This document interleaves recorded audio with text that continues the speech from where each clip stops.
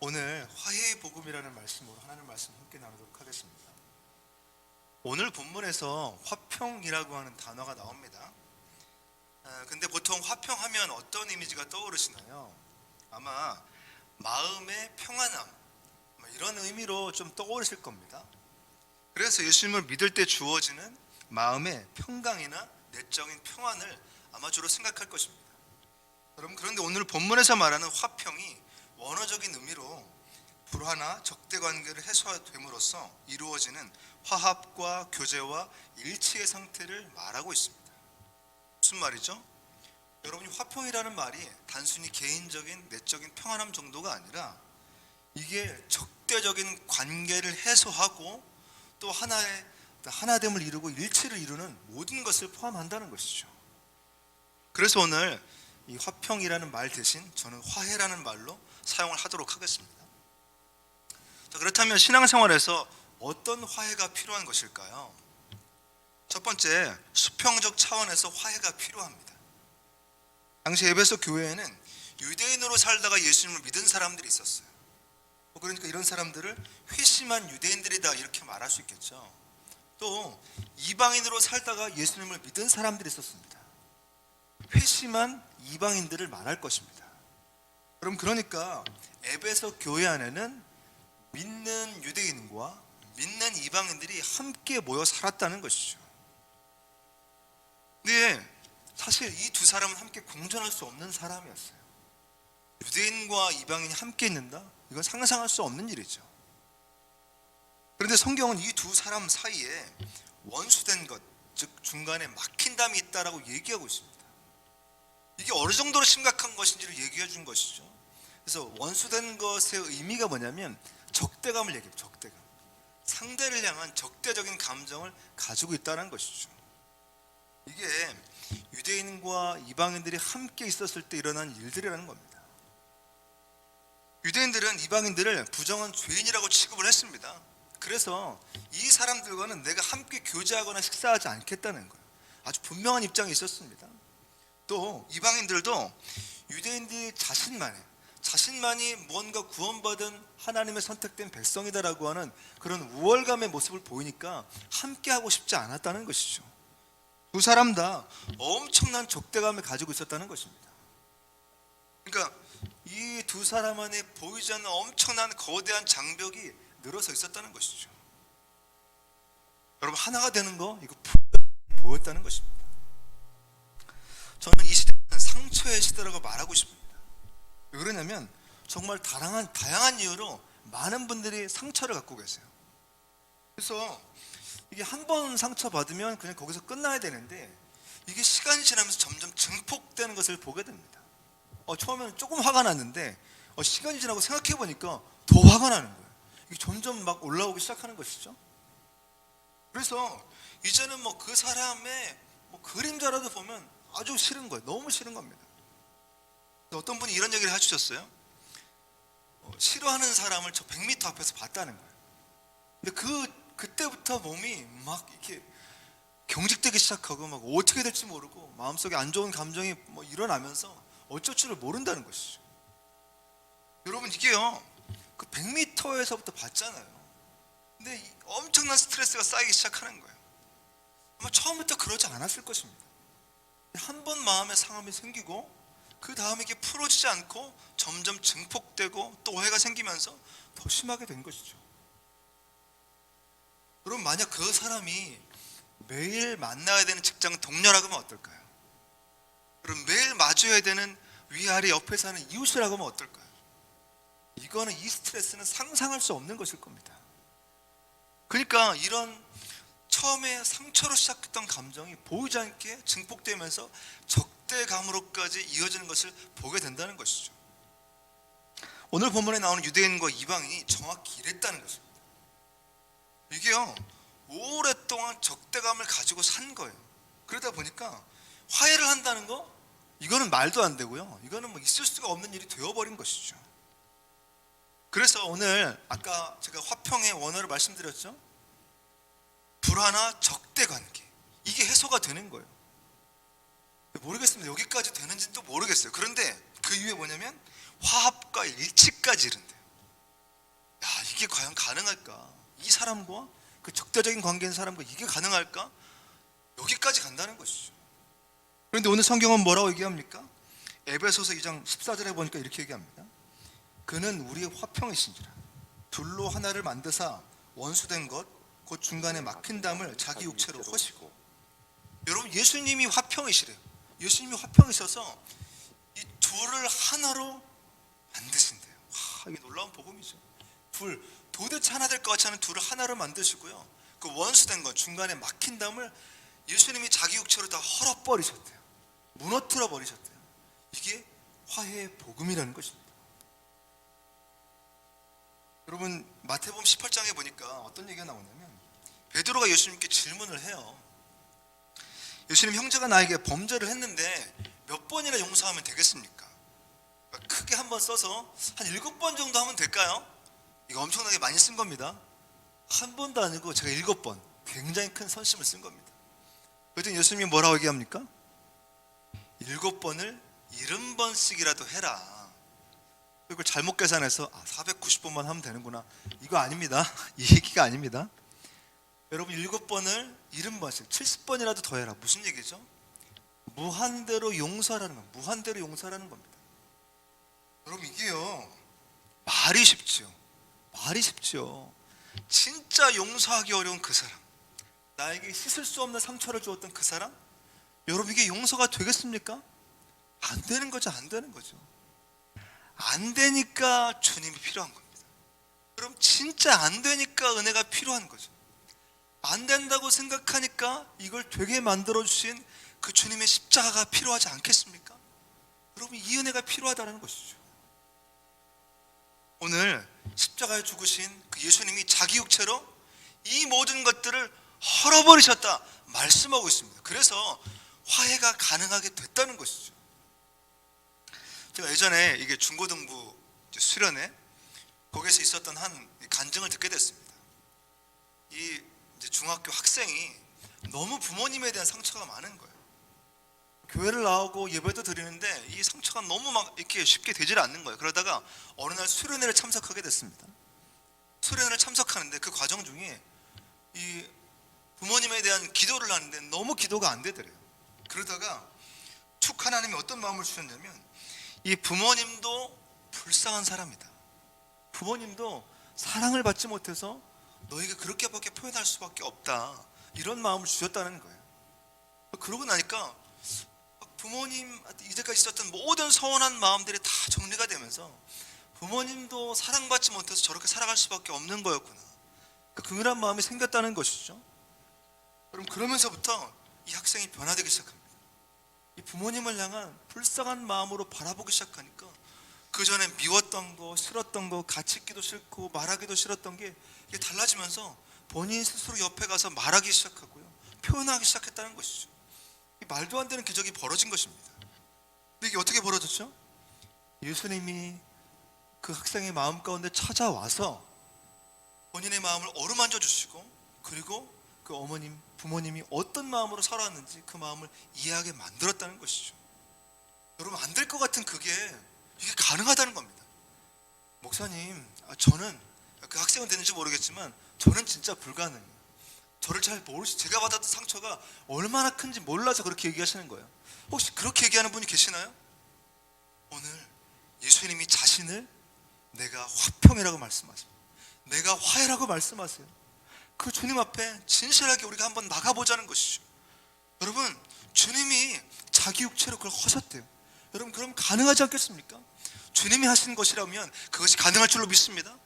오늘 있는 모습 그대로, 그냥 상처받은 마음 그대로 주님께 나아가면 거기에서 그분이 막힌 담을 허시는 일이 벌어질 줄로 믿습니다. 오늘 그것을 믿고 나아가시는 모든 성도님들 되시길 바라요. 또 둘째, 수직적 차원에서 화해가 필요하다고 말하고 있습니다. 이 땅에서 적대적인 사람과의 또 화해도 필요하겠죠. 여러분, 그런데 예수 믿지 않는 사람들, 혹은 예수님과의 은혜에 많이 멀어졌던 사람들은 본의 아니게 하나님에 대한 서운함과 어려움이 있을 수 있다는 것이죠. 오늘 그것이 풀어지는 게 필요하다고 말씀하고 있습니다. 그래서 오늘 본문 12절에 보니까 이방인들이 하나님과 어떤 관계였는지를 얘기해 주고 있어요. 제가 한번 읽어드리겠습니다. 그때의 너희는 그리스도 밖에 있었고 이스라엘 나라 밖의 사람이라. 약속의 언약들에 대하여는 외인이요 세상에서 소망이 없고 하나님도 없는 자이다. 여러분, 이것이 과거의 이방인들의 모습이래요. 그리스도와는 아무런 상관이 없었어요.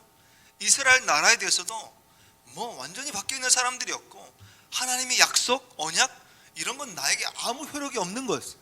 심지어 세상에는 아무런 소망도 없이 살았던 사람들이었어요. 그러니까 하나님이 없이 살았던 사람들이었죠. 그게 바로 이방인들, 예수 믿지 않았던 사람들, 예수님의 은혜가 뭔지를 모르고 살았던 사람들이라는 거죠. 보니까 심각하게 생각 안 하는 것 같습니다. 그래서 하나 더 찾아봤습니다. 3절에 보면 본질상 진노의 자녀였다. 이거는 본질상, 본질이 뭐죠? 근본적으로 안 된다는 거예요. 진노의 자녀라는 거예요. 어느 정도냐면 허물과 죄로 죽었다. 저번 주에 말씀드렸죠. 허물과 죄로 죽어서 끝나버린 사람들이에요. 이건 회복 방법이 없습니다. 또 세상 풍조, 세상 방법을 따라 늘 살아갔던, 거기에 일일비하며 살았던 사람이라는 거죠. 또 육체의 욕심이 그냥 끌고 가는 대로 하루하루 살아가는 거예요. 그걸 이겨내지 못하고 끊어내지 못하고 살아갔던 사람이라는 거죠. 그래서 본질상 진노의 자녀였다. 그렇게 살아갈 수밖에 없었다라고 말하고 있습니다. 뭐죠? 하나님과 적대적인 관계에 살아갈 수밖에 없는 사람. 아마 그렇게 살고 싶은 사람은 없을 겁니다. 그러나 본인의 삶이 적대적인 관계로 살아갈 수밖에 없었다는 것이죠. 여러분, 왜 이런 것을 성경은 기록해 두었을까요? 자신의 힘으로 안 된다는 겁니다. 자기 힘으로 안 된다는 거예요. 이게 저는 얼마나 인간이 비참할 수밖에 없는가를 절실히 깨달아야, 사실 요즘에 이런 얘기하면 싫어합니다. 당신은 사랑받기에 태어난 사람입니다. 긍정적인 복음을 얘기해야 좋아합니다. 사실 복음은 죽음을 얘기해야 그 다음 부활을 얘기할 수 있어요. 인간이 얼마나 비참한가를 얘기해야 지금 우리가 얼마나 은혜가 필요한가를 절실하게 깨닫게 되거든요. 그래서 앞부분을 얘기한다는 것이죠. 이게 우리 힘으로 할 수 없는 거구나. 수직적인 하나님과의 관계, 화해, 이거는 사람 힘으로 될 수 있는 게 아니구나. 이걸 얘기해 준다는 것이죠. 김남준 목사님의 구원과 하나님의 계획이라는 책에 보면 하나님을 떠난 인간이 뭐라고 표현하냐면 도덕적 부패성이다, 이렇게 표현합니다. 하나님을 떠난 인간을 도덕적 부패성이다 얘기합니다. 이게 무슨 얘기냐면 두 가지 말인데요. 하나는 전적인 타락이고 하나는 전적인 무능을 얘기합니다. 이 말이 저는 참 좋았는데요. 이런 겁니다. 전적 타락이라는 건 하나님의 명령에 순종하려고 하는 의지가 없는 거예요. 하나님의 명령에 순종하려고 하는 의지 자체가 생기지 않는 것입니다. 또 전적인 무능은 뭐냐면 서로 그런 마음이 있다고 하더라도 그걸 할 수 있는 능력이 없다는 거예요. 그래서 전적 타락, 전적 무능, 하고 싶은 의지도 없고 할 수 있는 힘도 없다는 거죠. 이게 인간의 상태다라고 얘기하고 있다는 것이죠. 목사님, 저는 진짜 착하게 살고 싶어요. 진짜 법 없이도 살고 싶어요. 그런 분이 계실지도 모르겠습니다. 그런데 현실적으로는 그게 가능하지 않아요. 한번 살아보십시오. 한번 진짜 오늘 내가 죄 안 짓고 나쁜 마음, 나쁜 생각 안 짓고 한번 내가 살아봐야겠다. 한번 작정해 보십시오. 되지 않습니다. 그렇게 되지 않습니다. 자꾸 안 좋은 생각, 부정적인 감정이 떠오른다는 것이죠. 그래서 결국 이게 사람의 힘으로 되는 것이 아니구나라는 것입니다. 여러분, 이명주 씨가 기록한 우리 아이를 위한 자존감 수업이라고 하는 책이 있습니다. 우리 아이를 위한 자존감 수업. 이 책이 참 많이 팔렸던 책인데요. 아마 아이의 자존감을 높여주는 이제 그 방법이 뭐냐면 긍정적인 언어를 사용하라는 거예요. 아마 그래서 모든 부모들에게 공감을 주었던 것 같아요. 맞는 얘기죠. 아이들의 건강한 자존감을 올려주기 위해서는 긍정적인 언어를 사용하라는 겁니다. 그래서 이렇게 얘기합니다. 글씨에 대해서 잘 좀 써, 이렇게 얘기하지 말고 열심히 쓰는구나, 이렇게 격려해 주라는 거예요. 오늘 꼭 해보시기 바랍니다. 글이 이렇게 무슨 얘기인지, 이게 성형 문자인지 잘 모르겠어도 글 좀 잘 써, 이렇게 얘기하지 말고 열심히 쓰는구나, 이렇게 격려해 주라는 거죠. 또 가장 못 쓴 글씨를 가리키면서 야, 이게 무슨 글자야, 잘 써야 알아보지, 이렇게 하지 말고, 이렇게 말하지 말고 오히려 제일 잘 쓴 글씨를 가리키면서 이 글자 정말 잘 썼다, 정말 잘 썼다, 이렇게 격려해 주라는 거죠. 참 일리가 있는 얘기죠. 여러분 꼭 그렇게 하시기 바랍니다. 막 이게 진짜 못 쓴 글씨 가르치면서 이게 글씨냐 이렇게 얘기하지 말고, 하나 작은 쓴 글씨 있으면 그거 보면서 야, 이렇게 아름다운 글씨를 쓸 줄이야, 너무 대단하다, 이렇게 격려해 주라는 것이죠. 아마 공감이 되는 얘기일 것입니다. 여러분, 그런데 질문해 보겠습니다. 매번 잘 되시던가요? 이게 잘 되시던가요? 하루는 잘 될지 모르겠습니다. 아침엔 잘 될지 모르겠습니다. 근데 그날 기분에 따라, 컨디션에 따라 다르게 표현이 나오지 않던가요? 여러분, 그래서 매일 부모님은 후회한다고 합니다. 하루를 끝내면서 후회가 된대요. 오늘 좀 이쁜 말 좀 해줄 걸, 좋은 얘기 좀 해줄 걸. 모든 부모들이 똑같이 이런 마음을 가질 겁니다. 그런데 본의 아니게 나의 컨디션, 또 나의 마음, 상황에 따라서 자꾸 언어가 안 좋은 말들이 나온다는 것이죠. 어쩌면 이게 현실적인 말일 거예요. 우리 뭐 잘 안 된다는 겁니다. 모두가 아름다운 것을 꿈꾸지만 현실에서는 잘 안 된다는 것이죠. 어떻게 됩니까? 오늘 에베소서 2장 16절은 말합니다. 또 십자가로 이 둘을 한 몸으로 하나님과 화목하게 하려 하심이라. 원수된 것을 십자가로 소멸하시고.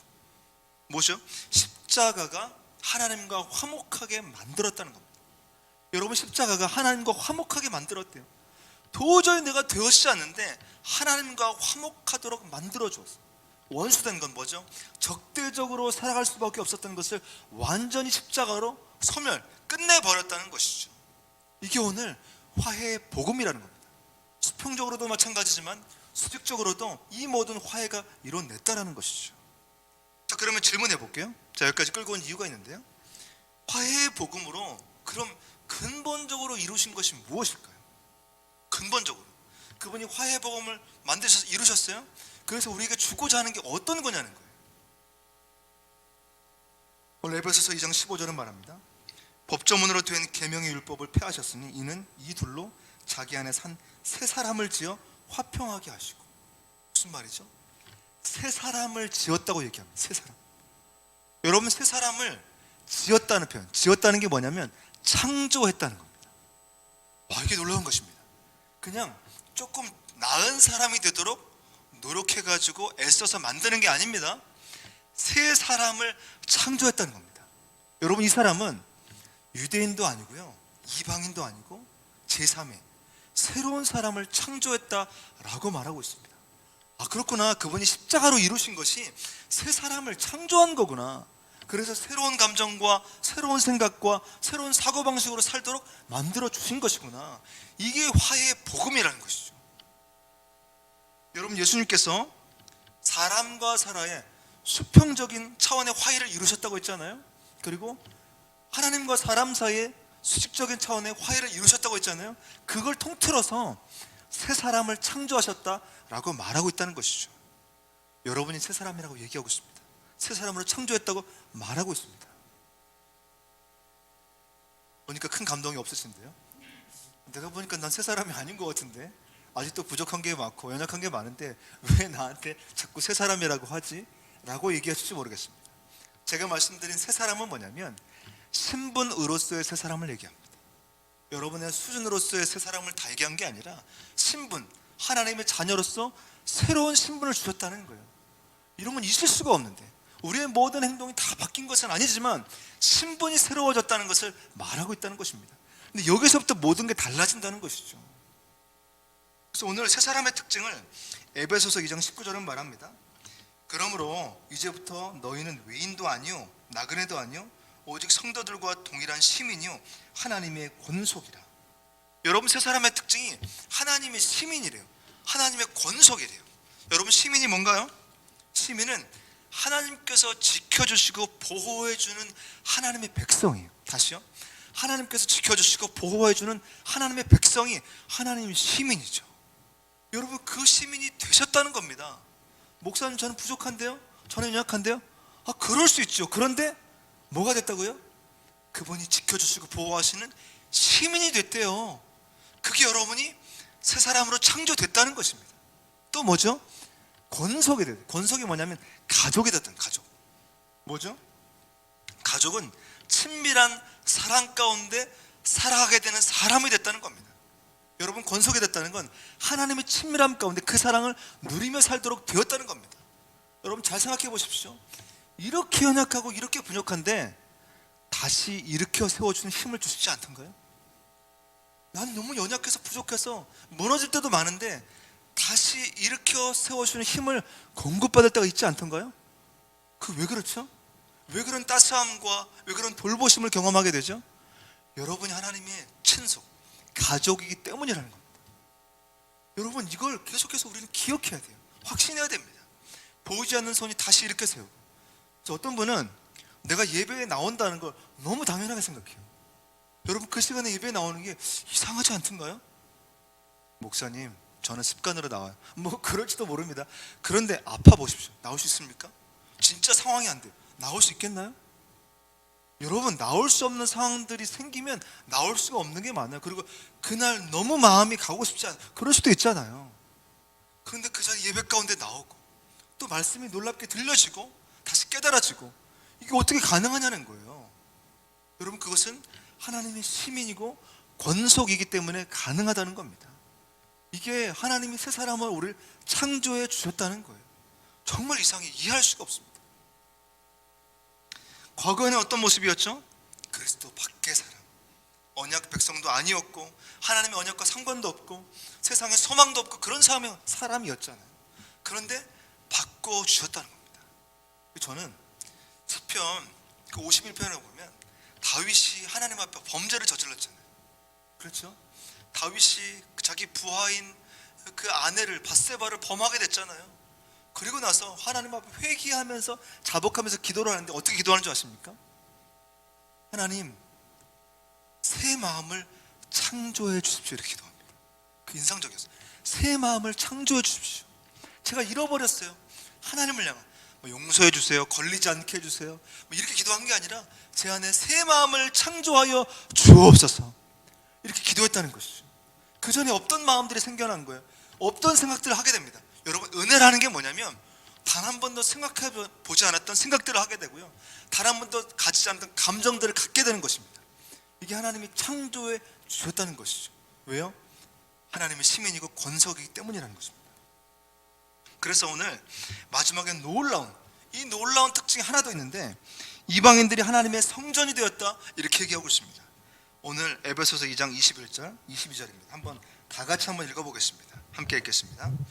그의 안에서 건물마다 서로 연결하여 주 안에서 성전이 되어가고, 너희도 성령 안에서 하나님이 거하실 초소가 되기 위하여 그리스도 예수 안에서 함께 지어져 가느니라. 아멘. 여러분은 감격이 없을지 모르겠습니다. 그런데 이게요, 이방인들이 하나님의 성전이 되었대요. 성전의 일부가 되었대요. 여러분, 당시 예루살렘 성전 안에는 내부의 뜰과 또 이방인들의 뜰에 분리하는 담이 있었습니다. 이 담이 1.5m 정도 되어 있었대요. 그런데 이것을 넘어가는 이방인들에게는 처형을 당할 것이라는 글귀가 붙어 있었대요. 그게 라틴어로, 헬라어로 붙어 있었대요. 이거 넘어오면 내 처형당한다는 거예요. 여러분, 그게 당시 뭐냐면 이방인들에 대한 적대감, 경멸, 우월감, 이 모든 것들을 담고 있었어요. 절대 너희는 그 은혜를 받을 수 없는 자들이야 라고 하는 낙인이 찍혀 있었다는 것이죠.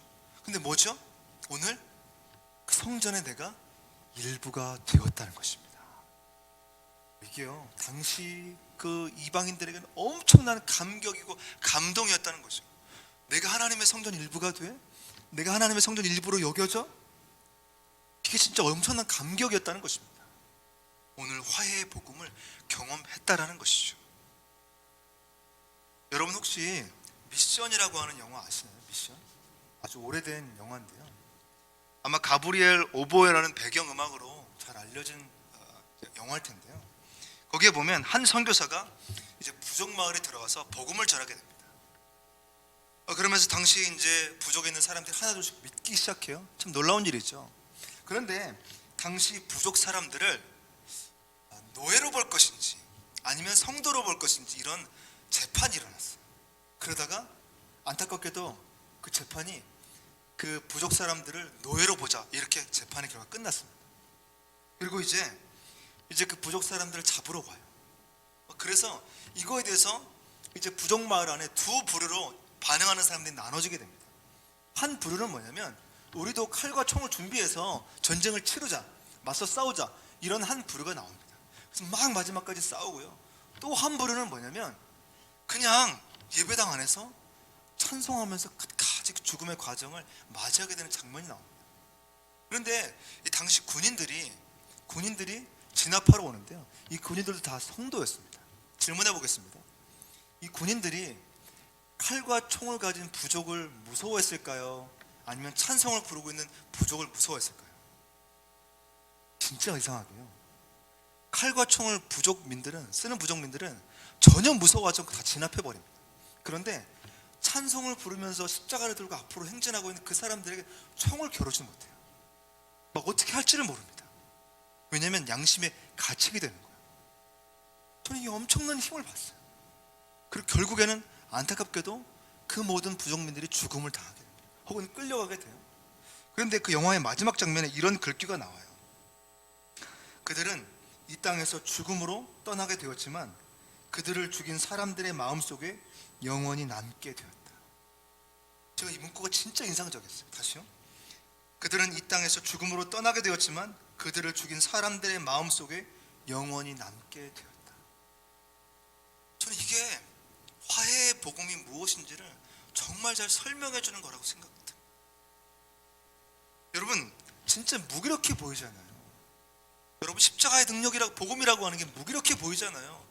맨날 그렇게 용서하고 먼저 다가가서 화해하고 왜 그렇게 살아야 돼, 이렇게 보일 수 있잖아요.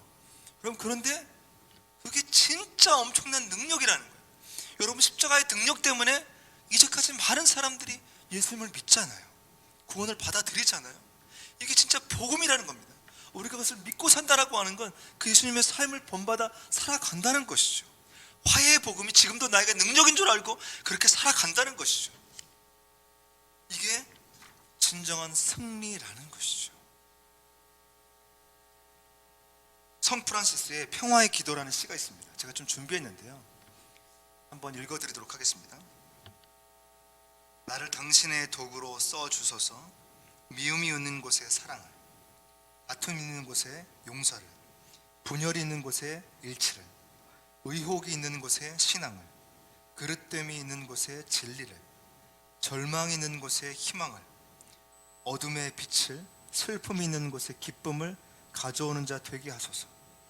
위로받기보다는 위로하며, 이해받기보다는 이해하며, 사랑받기보다는 사랑하게 하여 주소서. 우리는 줌으로써 받고 용서함으로써 용서를 받으며 자기를 버리고 죽음으로써 영생을 얻기 때문입니다. 제가 이 문구를 쭉 읽으면서 예수 그리스도를 믿는다는 게 무엇인지, 우리가 화해의 복음을 마음속에 진짜 믿고 살아간다는 게 무엇인지를 참 많이 생각하게 되었습니다. 여러분, 예수 믿는 사람은 힘으로 하는 것이 아닙니다. 내가 막 힘으로 할 수 있어 다 그렇게 하는 게 아니에요. 여러분, 보여주는 그 무엇으로 사람에게 다가가는 것이 아닙니다. 예수님이 절대로 그렇게 살지 않으셨어요. 같이 화해의 복음을 가지고 그 십자가 복음을 붙들고 용서하고 또 용서하고, 기다리고 또 기다리며, 인내하고 또 인내하는, 이게 끝이 보이지 않고 너무 자존심이 상하기도 하고 마음에 너무 슬픔이 가득 차 오르기도 할 때 또 누굴 생각하면 됩니까? 예수님을 깊이 생각하는 것이죠. 그 과정 가운데 정말로 놀랍게도 하나님이 살아계시잖아요. 이 복음이 살아있잖아요. 하나님이 그 속에서 열매 맺게 하실 줄로 믿습니다. 우리는 뿌리는 거예요. 눈물로 씨를 뿌리지만 반드시 기쁨으로 단을 거두게 될 줄로 믿습니다. 오늘 그 화해의 복음을 예수님께서 우리에게 주셨다는 것입니다. 이게 하나님과 우리 사이, 사람과 사람 사이 화해가 가능하다고 말씀하고 있습니다. 이제 여러분 안에 한 가지 질문이 남겨졌어요. 그럼 나는 어떻게 살 것인가? 어떤 힘으로 살아갈 것인가? 어떤 마음으로 살아갈 것인가? 여러분, 이 시대는 상처의 시대라고 말씀드렸습니다. 얼마나 많은 사람이 작은 것에 상처를 받고, 또 하나 분노의 시대입니다. 얼마나 마음속에 분노를 가지고 살아가는지 몰라요. 그래서 여러분 길거리를 걷다가 뭐가 안 되다가 툭 치고 지나가도요, 얼마나 사람들이 분노하는지 모릅니다. 참을 수가 없는 거예요. 여러분 신문기사 많이 보시잖아요. 조금이라도 앞지르게 하면 참지를 못해가지고 끝까지 막 복수를 해야 되는 거예요. 여러분 그게 이 시대라는 것이죠. 이 시대 가운데 복음이 무엇이겠습니까? 여러분 십자가가 무엇이겠어요? 한 주 내내 고난주간을 통하여서 우리가 은혜를 경험했잖아요. 그렇게 살아간다는 게 무엇이겠습니까? 진짜 화해의 복음이 내 마음 가운데 심겨지는 것. 예수님이 그렇게 내게 다가오셨잖아요. 그렇게 찾아오셨잖아요. 그렇게 은혜를 베푸셨잖아요. 그걸 붙들고 우리도 그렇게 살아간다는 것이죠. 오늘 나를 그렇게 상처 주는 사람은 누군가요? 나를 그렇게 자꾸 분노하게 만드는 사람은 누군가요? 우리가 오늘 이 화해의 복음으로 다가가길 원합니다. 그러기 위해서 은혜가 필요하죠. 주님, 나에게 은혜를 주십시오. 나에게 하나님의 은혜를 주옵소서. 그래서 화해의 복음으로 내가 머리부터 발끝까지 무장된 사람으로 살아갈 수 있도록 주여 나를 붙잡아 주옵소서. 오늘 이렇게 기도하시는 사랑하는 모든 성도님들이 되시기를 주님의 이름으로 축원합니다.